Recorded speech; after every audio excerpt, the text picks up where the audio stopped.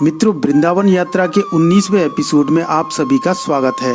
मित्रों, क्या आपको पता है वृंदावन में एक ऐसा मंदिर है जिसमें पिछले 475 वर्षों से कभी माचिस का प्रयोग नहीं किया गया, बल्कि यहाँ दीपक से लेकर राजभोग तैयार करने तक सभी कामों के लिए मंत्रों द्वारा जलाई गई अग्नि का ही प्रयोग किया जाता है। इस मंदिर में श्री कृष्ण जी की स्वयंभू प्रतिमा है। ब्रजवासियों के अनुसार यह प्रतिमा स्वयं प्रकट हुई थी। मंदिर के पुजारी जी ने बताया कि इस प्रतिमा की कई बार जांच की गई, लेकिन इस प्रतिमा में किसी भी प्रकार का कोई जोड़ नहीं है और ना ही प्रतिमा में कोई तराशने के निशान हैं। इस मंदिर में जन्माष्टमी रात को नहीं बल्कि दिन में मनाई जाती है। इसके अलावा इस मंदिर में और भी कई रहस्य हैं जिसे मैं इस वीडियो में दिखाने वाला हूँ। जी हाँ, मैं बात कर रहा हूँ वृंदावन में स्थित श्री राधा रमन मंदिर के बारे में।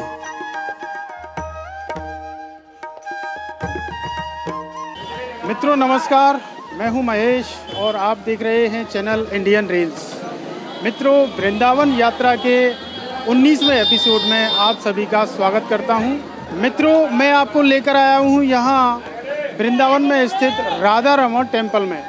बोलो राधा रमन लाल की। देखिए, इस तरह से जब आप एंटर करते हो तो आपको यहां ऊपर ये दो लाइटें नज़र आएंगी। आप देखिए, इसमें से अभी एक ग्रीन लाइट जल रही है। इसका मतलब ये है कि ये मंदिर खुला हुआ है। अगर ये रेड लाइट जल रही होगी और ग्रीन बंद होगी तो रेड लाइट का मतलब है कि ये मंदिर बंद है। तो इस तरह से आप इस मंदिर में प्रवेश करते हो। तो मित्रों, मैं आपको बता दूं, इस मंदिर के अंदर एक भट्टी है जो कई सालों से ये इसी तरह से जलती हुई आ रही है। तो गोपाल भट्ट स्वामी जी जो हैं, उन्होंने इनको उस भट्टी को मंत्रों द्वारा प्रज्वलित किया था। और मित्रों, जहाँ से गोपाल भट्ट स्वामी जी को जो विग्रह हैं राधा रमन जी के जो प्रकट हुए थे, उस जगह को ढोल कहा जाता है। उस जगह को भी आपको दिखाएंगे, दर्शन कराएंगे। और इस तरह से आप यहाँ से जब आप आगे जाते हो तो राधा रमन जी का टेम्पल है। और जब आप इधर लेफ्ट हैंड की तरफ मुड़ते हैं तो यहाँ गोपाल भट्ट स्वामी जी की समाधि स्थल है। मित्रों, मैं आपको बता दूं कि यहाँ इस मंदिर के अंदर बाहर से प्रसाद नहीं लगाया जाता है। इसी के अंदर एक प्रसाद मिलता है जिसको पुलिया प्रसाद कहा जाता है। वो एक रबड़ी जैसा प्रसाद होता है, काफ़ी खाने में बहुत ही टेस्टी होता है। तो इन सब चीज़ों के बारे में आपको मैं अभी दर्शन कराता हूँ।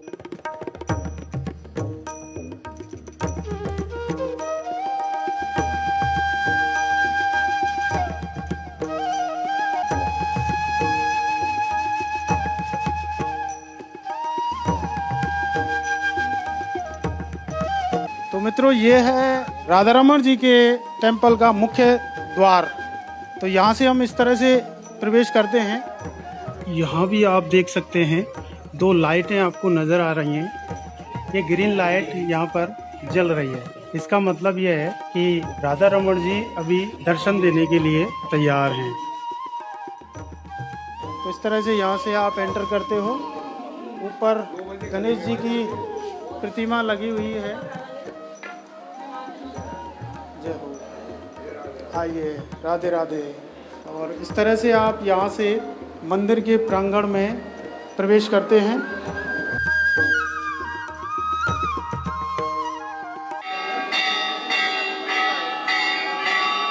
मित्रों, अभी हम सही समय पर आ गए हैं।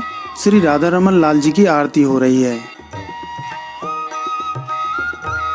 तो चलिए मित्रों, अब उस इतिहास को जान लेते हैं कि राधा रमन जी की यह प्रतिमा जिसके आप दर्शन कर रहे हैं, यह प्रतिमा स्वयं कैसे प्रकट हुई। कहा जाता है कि श्री चैतन्य महाप्रभु के एक शिष्य गोपाल भट्ट स्वामी जी एक बार नेपाल गए थे। नेपाल में गंडक नदी में स्नान करते समय उनको वहां 12 शालिग्राम पत्थर मिले, जिन्हें लेकर स्वामी जी वृंदावन आ गए और रोज इन शालिग्रामों की पूजा किया करते थे और रात में इन्हें सीख की टोकरी के नीचे ढक दिया करते थे। एक दिन वृंदावन में एक व्यापारी सभी मंदिरों की प्रतिमाओं के लिए पोशाक लेकर आए थे। सभी मंदिरों में पोशाक देने के बाद वह व्यापारी गोपाल भट्ट स्वामी जी के पास भी आए थे, लेकिन गोपाल भट्ट स्वामी जी ने कहा कि मेरे स्वामी तो गोल हैं, ये पोशाक उनके कैसे काम आ सकती है। फिर भी आप जब इतनी श्रद्धा से आए हो तो इस पोशाक को दे जाइए। इसके बाद रोज की तरह गोपाल भट्ट जी शालिग्रामों की पूजा करके उनको टोकरी के नीचे ढक दिया और कहा, प्रभु आपका एक भक्त ये पोशाक देकर गया है, आप ही बताइएगा ये पोशाक आपके कैसे काम आ सकती है। इसके बाद सुबह जब स्वामी जी ने टोकरी हटाई तो वह हैरान रह गए, क्योंकि उनमें से एक शालिग्राम भगवान श्री कृष्ण की त्रिभंग प्रतिमा में बदल चुका था। शेष बचे 11 शालिग्राम आज भी गोपाल भट्ट स्वामी जी की समाधि के पास रखे हुए हैं।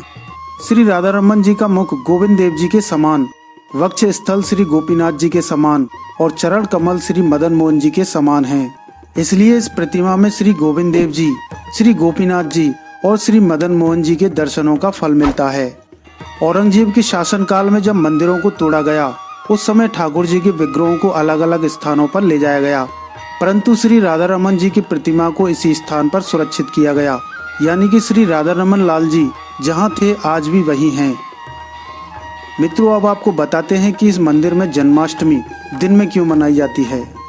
मंदिर के पुजारी जी ने बताया कि यहाँ ठाकुर जी के बाल स्वरूप की पूजा की जाती है, इसलिए इस मंदिर में जन्माष्टमी रात के बजाय दिन में मनाई जाती है, क्योंकि बच्चे के रूप में विराजमान ठाकुर जी को रात में जगाना उचित नहीं है। जिन मंदिरों में श्री कृष्ण जी के बाल रूप की सेवा की जाती है, उन मंदिरों में जन्माष्टमी रात के बजाय दिन में मनाई जाती है। जन्माष्टमी के दिन राधा रमन लाल जी के अभिषेक में 21 मन दूध, दही, बूरा, घृत, औषधियों और महाऔषधियों से अभिषेक किया जाता है, इसलिए इस कार्यक्रम में लगभग 3 घंटे लगते हैं। और यहाँ देखिए प्रसाद वितरित हो रहा है, देखिए भक्त यहाँ प्रसाद ले रहे हैं। अच्छा, इस मंदिर के बारे में मैं आपको बता दूं कि बाहर से प्रसाद नहीं लाया जाता है, और यहाँ पर एक प्रसाद होता है कुलिया प्रसाद। तो पंडित जी यहाँ बाहर से प्रसाद नहीं लाया जाता है, तो यहाँ का जो एक स्पेशल प्रसाद है उसके बारे में हमें बताइए। यहाँ का स्पेशल प्रसाद है, यहाँ का ठाकुर जी की कुलिया प्रसाद जी, वो बहुत प्रसिद्ध ठाकुर जी का स्पेशल है। वो मंदिर में ही प्रसाद तैयार होता है ठाकुर जी का, उसका खोए का होता है, दूध का, और वो कुलिया मटकी में डाला जाता है, मटकी में, तो वो विशेष होता है ठाकुर जी का। वो हर भोग में ठाकुर जी के लगता है, ठाकुर जी हर भोग में, बाहर का यहाँ कुछ नहीं लगता है, सिर्फ बाहर का दूध और ड्राई फ्रूट लगता है, भाई सब मंदिर में तैयार होता है ठाकुर जी का प्रसाद, सब प्रसाद। तो इसको कुलिया प्रसाद क्यों कहा जाता है? कुलिया से लिया कहते हैं क्योंकि वो ठाकुर जी मटकी है ना, तो मटकी में क्या है, ठाकुर जी उंगली डाल के मतलब प्रसाद पाते हैं, मतलब इस हाथ से अपने उंगली से प्रसाद पाते हैं, तो उसी कुलिया प्रसाद से कहा जाता है। और क्या कहते हैं, ठाकुर जी कुलिया का है कि कुलिया का आकार है उसको। अच्छा, कुल्हड़ का आकार है उसके। कुल्हड़ का आकार है, कुल्हड़ बड़ा होता है और कुलिया छोटी होती है, तो कुल्हड़ी का उसका कुल्हड़ का कुलिया का उसको आकार है, इसलिए कुलिया, और माखन से भरा हुआ वो दूध का खोआ, तो कुलिया। अच्छा, तो ठाकुर जी का भोग कब कब लगता है? सभी सुबह लगता है 9-9:30 बजे बाल भोग ठाकुर जी का, फिर श्रृंगार आरती होती है, फिर दोपहर में 11 बजे राजभोग लगता है, फिर आपके राजभोग आरती होती है, संध्या में फिर उत्थापन भोग लगता है, उसमें भी कुलिया प्रसाद, सब ड्राई फ्रूट वगैरह, फल वगैरह, ठाकुर जी की जो व्यंजन प्रकार के भोग हैं सब लगते हैं, और फिर संध्या में 9 बजे ब्यालू का प्रसाद लगता है, उसमें कुलिया आरती, और रात्रि में ठाकुर जी का दूध प्रसाद लगता है।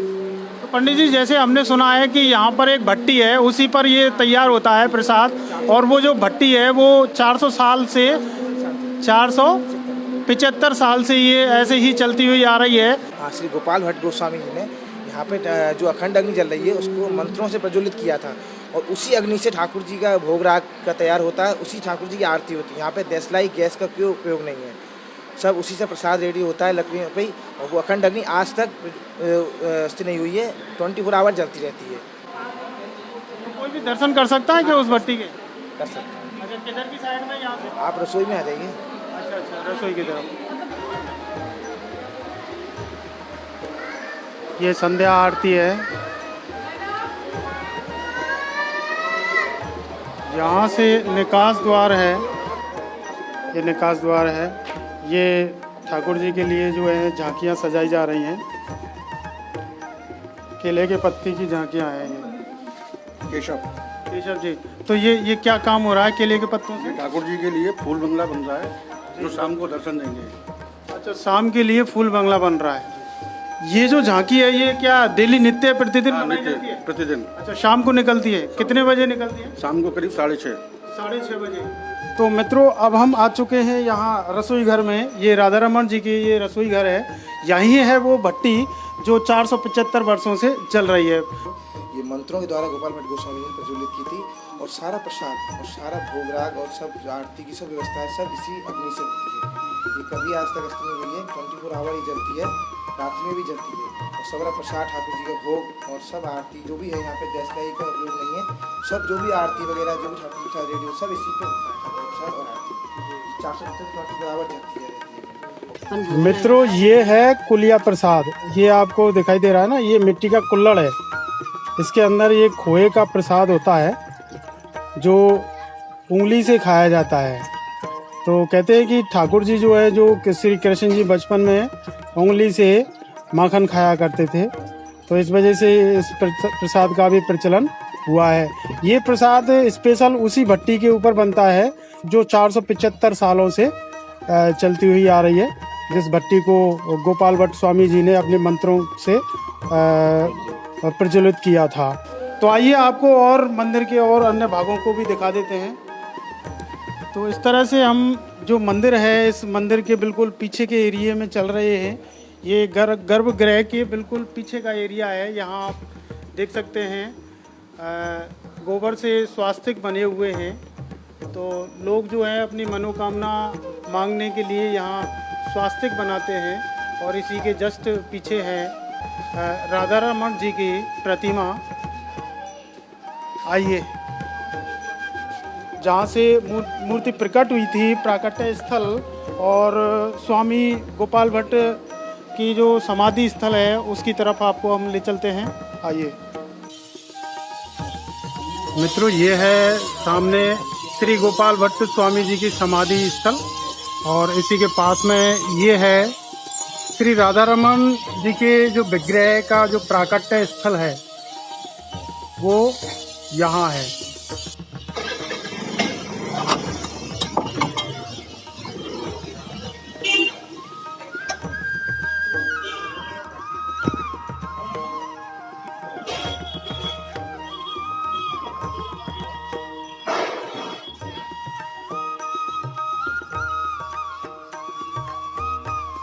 तो मित्रों, ये है वो स्थान जहाँ पर श्री राधा रमन लाल जी के विग्रह प्रकट हुए थे। यहाँ से प्राप्त हुई थी गोपाल भट्टाचार्य जी को मूर्ति। तो इस जगह को ढोल कहा जाता है।